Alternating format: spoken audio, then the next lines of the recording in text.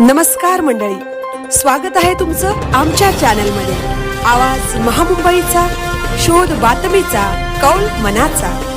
चला तर मग आमचे चॅनल लाईक करा, शेअर करा आणि सबस्क्राइब करा। धन्यवाद।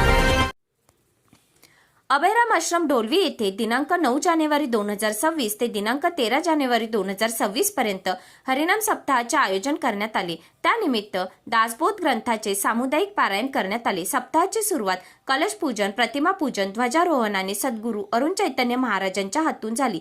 सप्ताह काळात 5 दिवस हरिपाठ, प्रवचन व कीर्तन सेवा झाली। पहिल्या दिवशी हरिभक्त पारायण दिनेश महाराज कडव रोहा यांचे कीर्तन झाले। 10 जानेवारी या दिवशी हरिभक्त पारायण कृष्णा महाराज नलावडे यांचे कीर्तन झाले। 11 जानेवारी या दिवशी हरिभक्त पारायण शालिनीताई इंदोरकर यांचे कीर्तन झाले।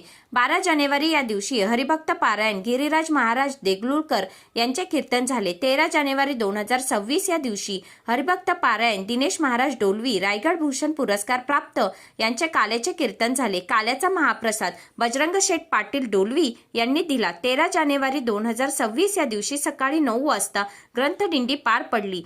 या कार्यक्रमात ओंकारेश्वर वरून साधू संतांची मंडळी आली होती। माननीय सुरेश शेठ म्हात्रे, हरिओम शेठ म्हात्रे आणि इतर मान्यवर उपस्थित होते। सगळ्यांच्या सहकार्याने हा कार्यक्रम अगदी आनंदाने पार पडला। आवाज महामुंबईचा चॅनलसाठी मिलिंद खारपाटील, फुंडे, उरण।